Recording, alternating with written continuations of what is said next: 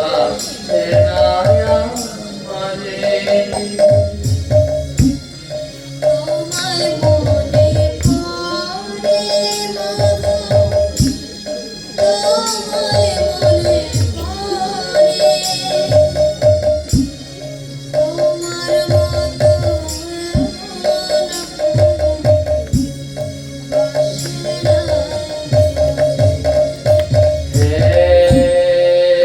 তোমায় মনে পড়ে তোমায় মনে পড়ে তোমার মতো এত ভালো কেউ বাসে না তোমায় মনে পড়ে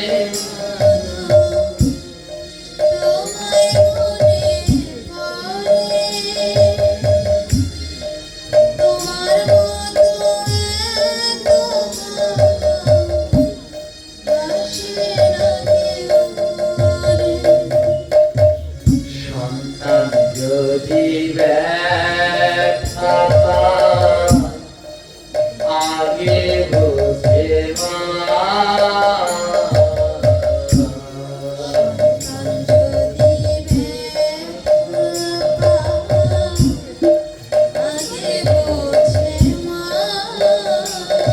ওরে মায়ের মতো এমন বান্ধব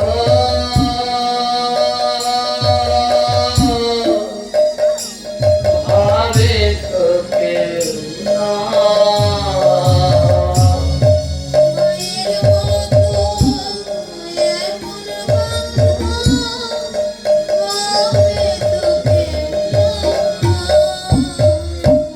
তোমায় মনে পড়ে মাগো, তোমায় মনে পড়ে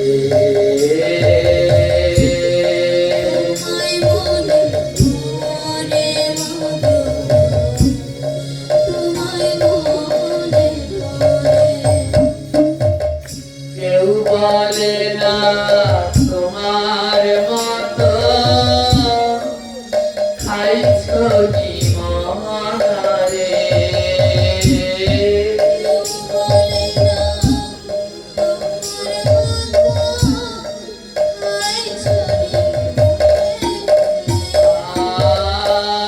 আর কেউ বলে না তোমার মতো খাইছো জীবনারে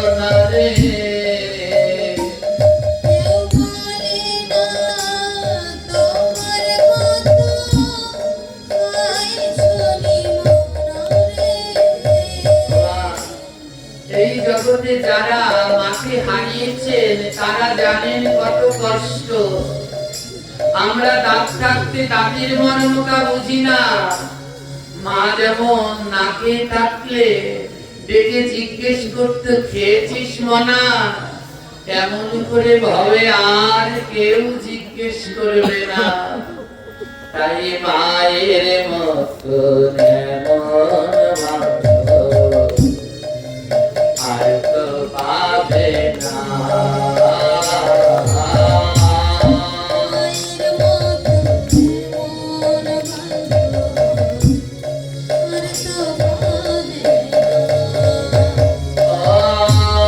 ওই মাতা পিতা চরণ ধুলি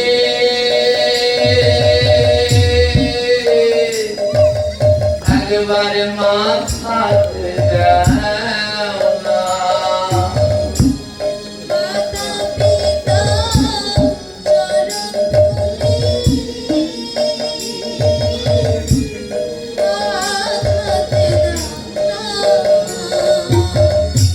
মায়ের মতো এমন বান্ধব আর পাবে না।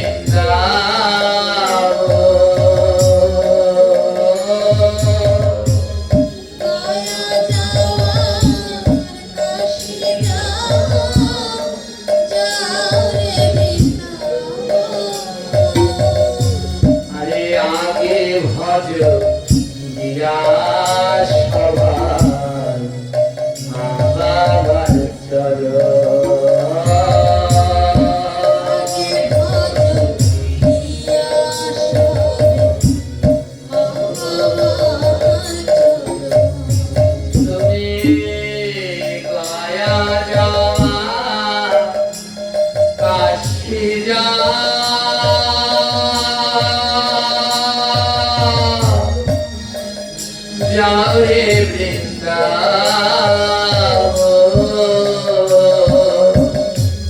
গয়া যাওয়া কাশী যাও রে বৃন্দাবন আগে দিয়ে ভজ গিয়া আমার চরণ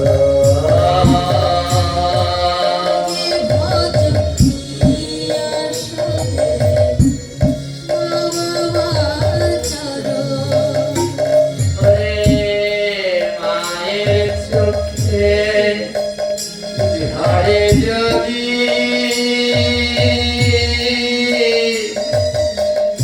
এক ফোঁটা জল, মায়ের চোখে ঝরে যদি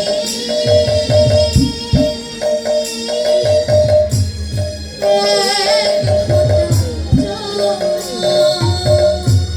ধর্ম কর্ম যাই করো হবে রে বিধান। ধর্ম কর্ম যাই করো হবে রে বিধান তাই শোনো শোনো ভক্তবৃন্দ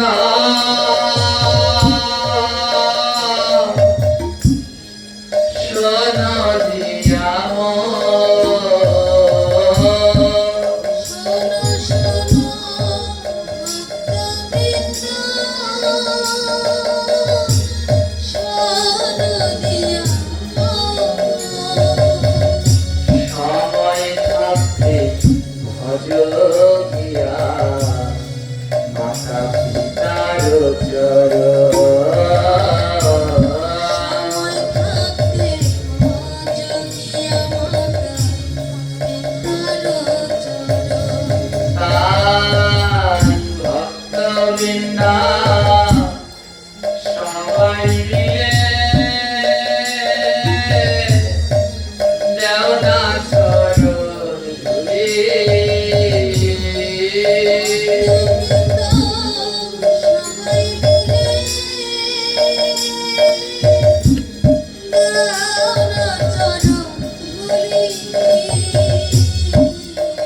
মাতা পিতা ভজন যেন করে যেতে পারি। পিতা ভজন জন করে যেতে পারি আমি গুরুদেব ভজন যেন করে যেতে পারি। গুরুদেবের ভজন জন করে যেতে পারি কানদাস মায়ের চরণে বলছে, মা জগতের সমস্ত আশীর্বাদের খনি হলো তুমি। মা হলো আশীর্বাদের খনি। ওই কালী দুর্গাকে যতই মামা বলে ডাকবেন সাড়া দেবে না।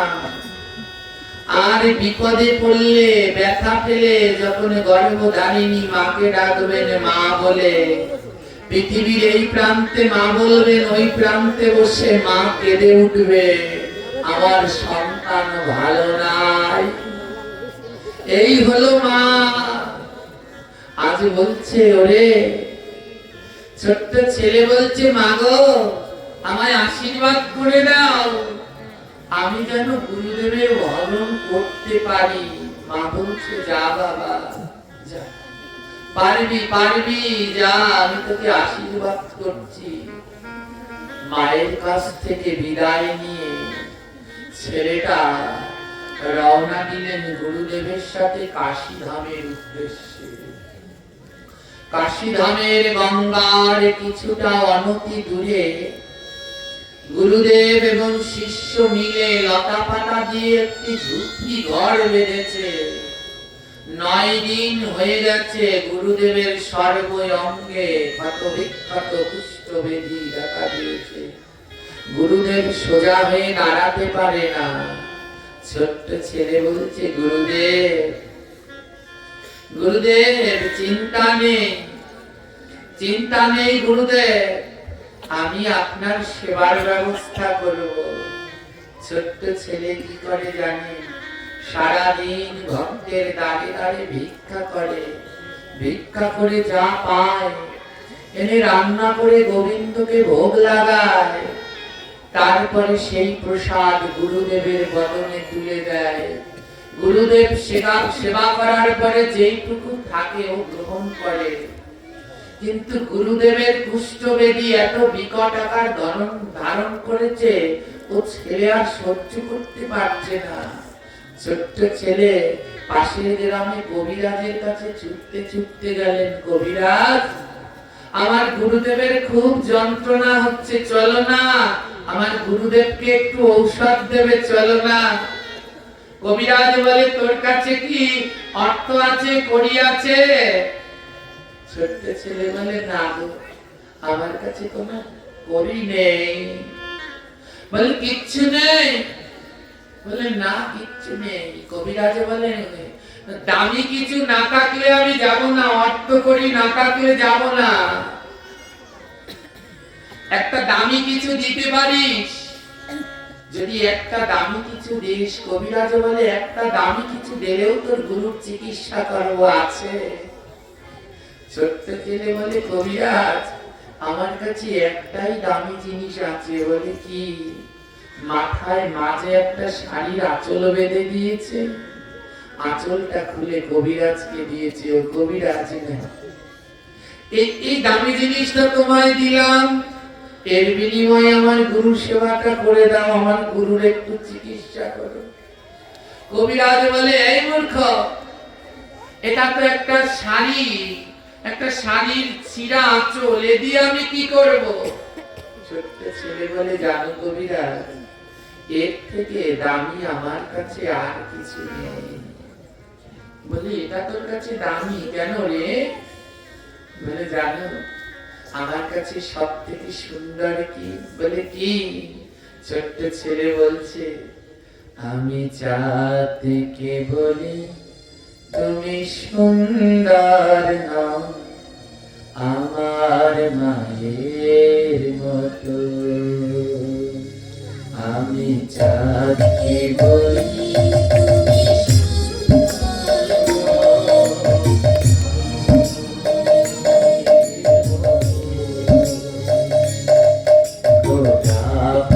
বলি তুমি মিষ্টি নাও, আমার মায়ের মতো। গোলাপকে বলি তুমি মিষ্টি নাও,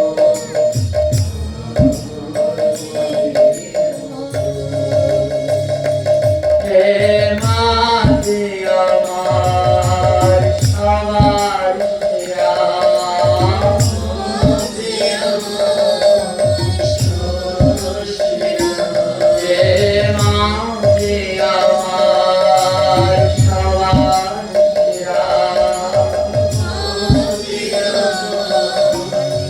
নাও, আমার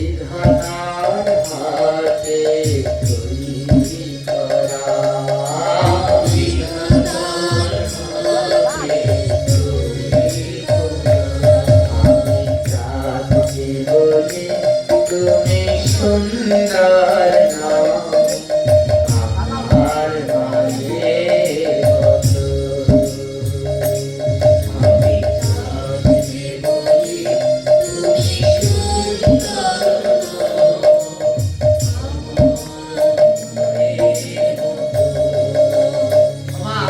মায়ের থেকে সুন্দর কেউ আছে জগতে?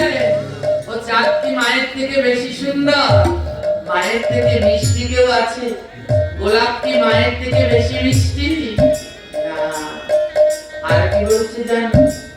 হীরা নাকি শুনি সবচেয়ে দামি, সারা কোলে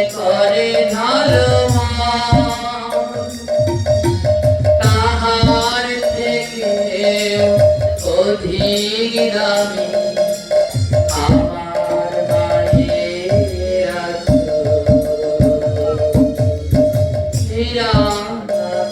ঈশ্বরী শব্দে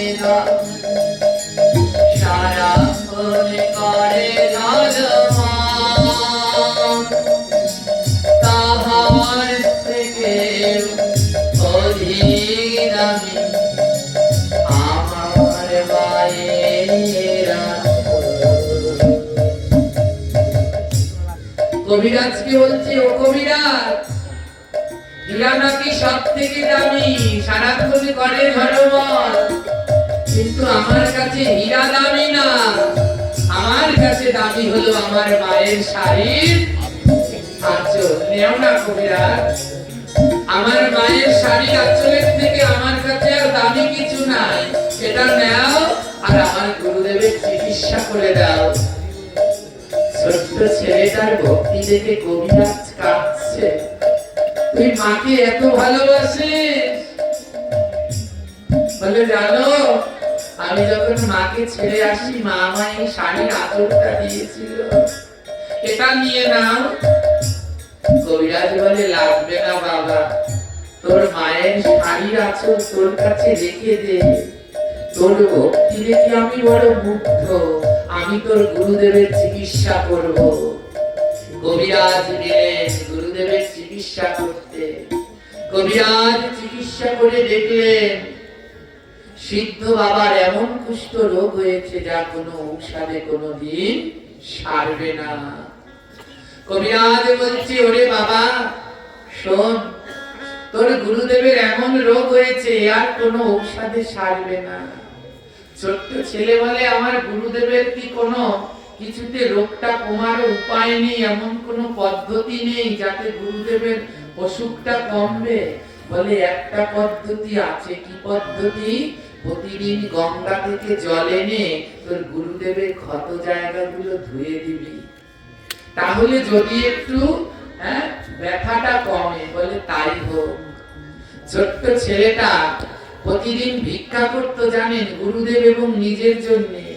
বলে, নিজের জন্য ভিক্ষা করতে গেলে আমার আর গঙ্গা থেকে জল আনা হবে না। গঙ্গা নদীটা ও যেখানে থাকে ওর ঘর থেকে গঙ্গা নদীটা 3 মাইল দূরে। কয় মাইল দূরে? তো জল আনতে 3 মাইল দূরে যেতে হয়, আবার আসতে 3 মাইল। ছোট ছেলেটা কি করলো জানেন? এমন গুরু ভক্তি, নিজে আর বললেন, এখন থেকে আজ থেকে আর আমি খাবার খাবো না, আমি খাবার খেয়ে ওই সময় নষ্ট করব, তার থেকে ওই সময়টা আমি গুরুদেবের সেবায় লাগাবো। শুধু গুরুদেবের জন্য ভিক্ষা করে, রান্না করে, তাড়াতাড়ি ভোগ দিয়ে গুরুদেবকে প্রসাদ পাইয়ে চলে যায় গঙ্গায় জল আনতে। 3 মাইল যায়, 3 মাইল আসে, সারা দিন রাত কেটে যায়, সারা রাত কেটে যায় ওই জল আনতে আনতে। সকাল বেলায় গুরুদেবকে সেই জল দিয়ে ক্ষতস্থান পরিষ্কার করায়, আবার ভিক্ষা করে, রান্না করে, গুরুদেবকে সেবা করি, আবার ছোটে জল আনতে, আবার জল আনে। এমনি করে ও জল আনে, গুরুদেবকে পরিষ্কার করে। ওই যে মায়ের আঁচলটা মাথায় বাঁধা না, ওই জল পড়তে পড়তে ওই আঁচলটা আর খোলা হয়নি, ভিজে এখানটায় দাগ পড়ে গেছে। আর গুরুদেব বলেছিল না, যে সেবা করবে তারও কুষ্ঠরোগ হবে? ছেলেটার গায়েও না কুষ্ঠরোগ দেখা দিয়েছে। এই মাথায় সমস্ত জায়গা দিয়ে পচন ধরে গেছে ছেলেটার। প্রতিদিন গঙ্গায় জল আনতে যায়। আজ যেই গঙ্গায় জল আনতে গেছে, মাথার খোলসটা খুলে গঙ্গার মধ্যে পড়ে গেছে। জল আনতে আনতে মাথাটার এই খোলস পচে আলগা হয়ে গেছে। আজ যেই নুয়ে জলটা ভরতে গেছে কলসে, আর খোলসটা পড়ে গঙ্গায় পড়ে গেছে।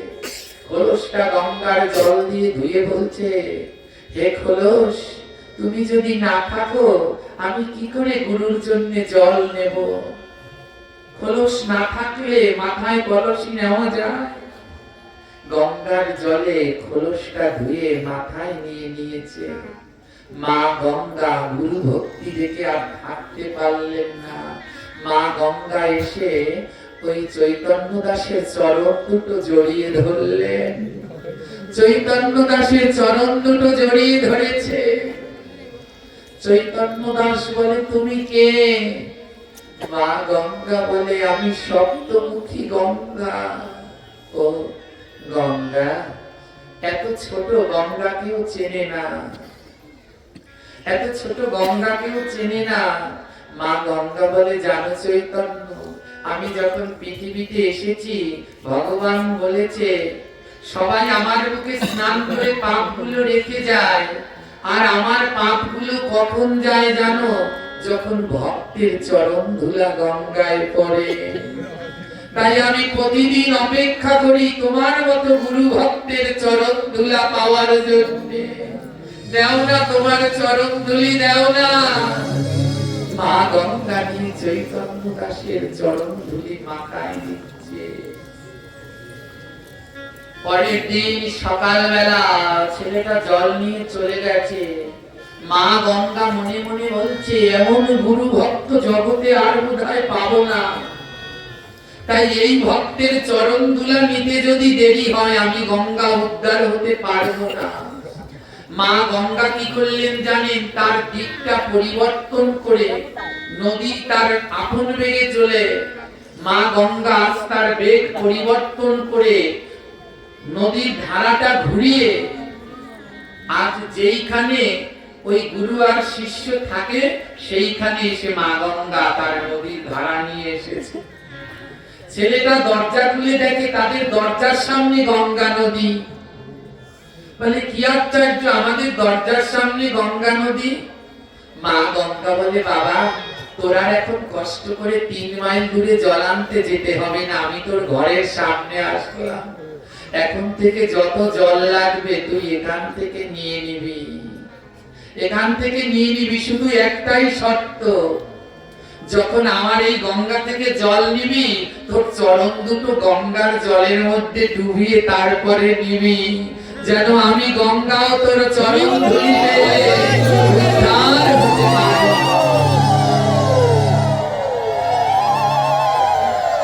আর 5-10 মিনিটে আমরা বিশ্রাম নিচ্ছি। শুনুন গুরু সেবার এই অপূর্ব মাহাত্ম্য।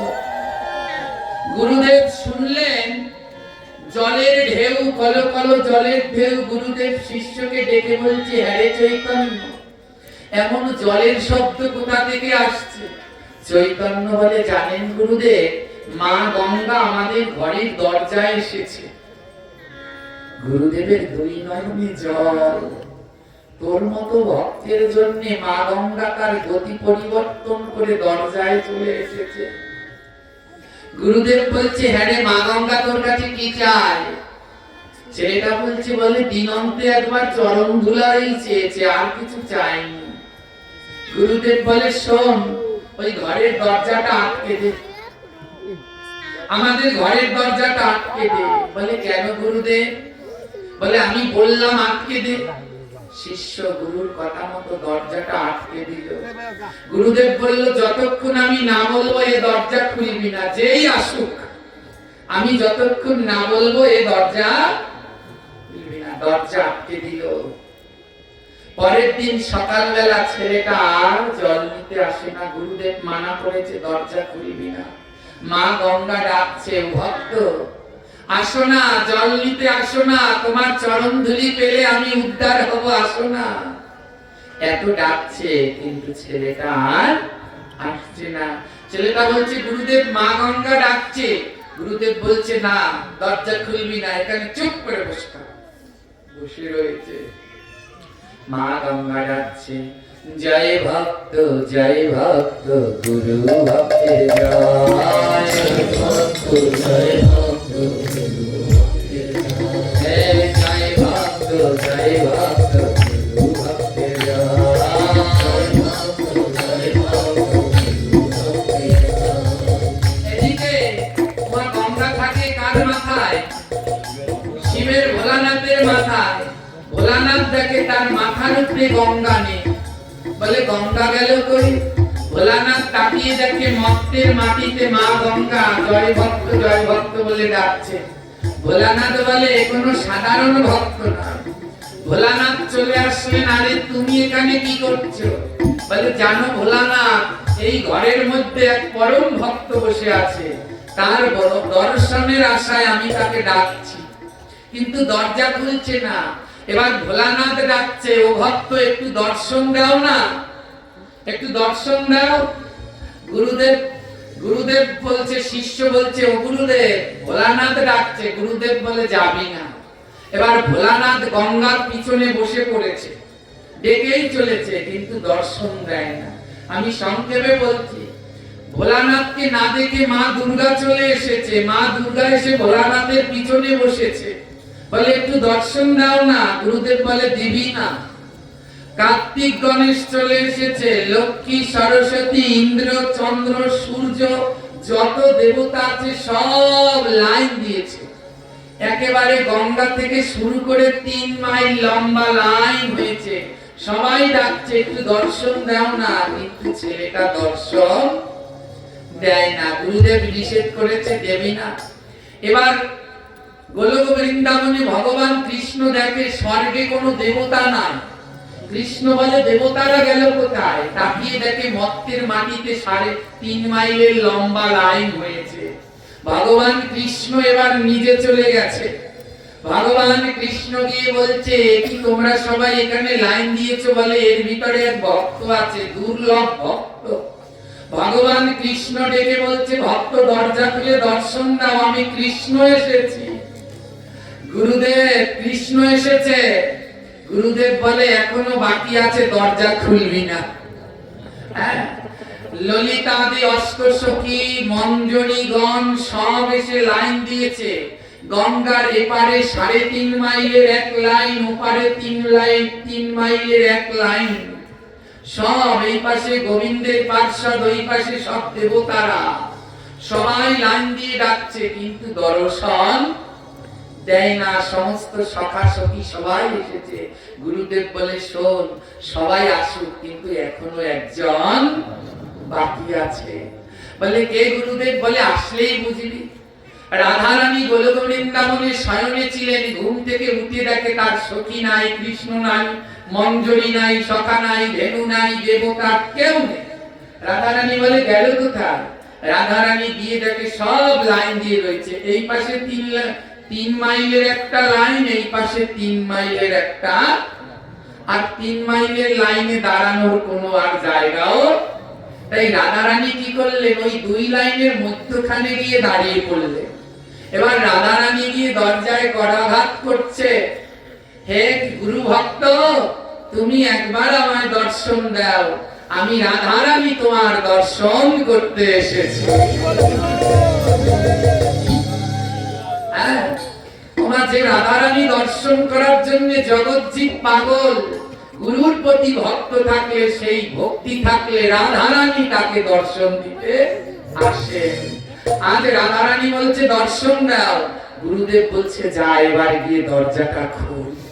আসল জন এসে গেছে। যেই শিষ্য দরজাটা খুলে দিয়েছে, দেখে সেখানে রাধা কৃষ্ণ 2 জন দাঁড়িয়ে আছে। রাধারানী বলছে, হে চৈতন্য দাস, তোমার ভক্তি দেখে আমি বড় সন্তুষ্ট, তুমি আমার কাছে বর চাও। চৈতন্য দাস বলে দাঁড়াও, আমি গুরুদেবের কাছে একটু জিজ্ঞেস করে আসি। গুরুদেবকে না জিজ্ঞেস করে চাইতে পারবো না। গুরুদেবের কাছে গিয়ে বলছে, গুরুদেব রাধারানী আমায় একটা বর দিতে চায়, আমি নেব। গুরুদেব বলে কি বর চাইবি রাধারানীর কাছে? চৈতন্য দাস বলে, গুরুদেব আমি রাধারানীর কাছে কি বর চাইবো জানেন? আপনার কুষ্ঠ রোগটা যেন কমে যায়। ও এই চাইবি? গুরুদেব বলে আমার কাছে আয়। যেই চৈতন্য দাস কাছে গিয়েছে, গুরুদেব করজোড়ে এক চড় মেরেছে। ওমা নিজের জন্য কিছু চাইলো? কার জন্য চাইলো? কিন্তু তাও গুরুদেব কষিয়ে একটা চড় মারলো। চড় মেরে বলল, ওরে মূর্খ, রাধারানীর কাছে আমার এই রোগের মুক্তি চাইবি না? বলে কি চাইবো? বলে রাধারানীর কাছে গিয়ে বল, জন্মে জন্মে তোর গুরুর যেন এরকম কুষ্ঠ রোগ হয়, আর তোর গুরুর যদি এরকম কুষ্ঠ রোগ হয়, তাহলে প্রত্যেক জন্মে তোর মতো একটা করে শিষ্য পাবো। আর তোর মতো যদি শিষ্য হয়, আমার গুরুর রাধাকে আর ডাকা লাগবে না। রাধা কৃষ্ণ দরজার সামনে এসে দর্শন দিয়ে দেবে। রাধা কৃষ্ণকে আর ডাকতে হবে না, রাধা কৃষ্ণ এসে দরজার সামনেই দর্শন দিয়ে দেবে। আজ রাধা কৃষ্ণের দর্শন দিল। আজ এখানে আরো আলোচনা রয়েছে, আমরা আর এদিকে আজকে আগাবো না, অনেক রাত্র হয়ে গেছে। এখানেই আমরা আলোচনার বিশ্রাম দিচ্ছি। এই আজ প্রমাণ হলো এই আলোচনার মধ্যে শিষ্য যদি একনিষ্ঠ ভাবে গুরু সেবা করতে পারে, তাহলে অবশ্যই গোবিন্দ কৃপা লাভ করতে পারে। জয় নিতাই গৌর হরি বল। এবারে রাধা কৃষ্ণের মিলন হলো, মদন মনে হরি বল। এবারে রাধা কৃষ্ণের মিলন হলো, মদন মনে হরি বল। সবাই বসুন, উঠবেন না, আমরা একটু প্রার্থনা করব। এই যে যারা পাঠ দিয়েছে এদের জন্য প্রার্থনা না করলে অপরাধ হবে না? হবে না? আমার জোরে বলুন, হবে তো? এই কমিটিরা যারা পাঠ দিল এদের জন্য আমি প্রার্থনা না করে যদি চলে যান, তাহলে আমাদের অপরাধ হয়ে যাবে। তাই আপনারা সবাই মিলে একটু প্রার্থনা করবেন। সবাই যে যার জায়গায় বসুন, বসে দুটো হাত জোড় করুন। এই কমিটির ভক্তরা যারা অক্লান্ত পরিশ্রম করে দাঁড়ে দাঁড়ে ভিক্ষা করে এই ভাগবতের আয়োজন করেছেন, আমার মায়েরা ভিক্ষা করে এই ভাগবতের আয়োজন করেছে, আমরা সবাই মিলে একটু করজোড়ে তাদের জন্য প্রার্থনা করি। সবাই মিলে দুটি হাত জোড় করে একসাথে বলবো, হে গোবিন্দ হে নাথ, হে মধুসূদন, হে গিরিধারী, হে নাথ।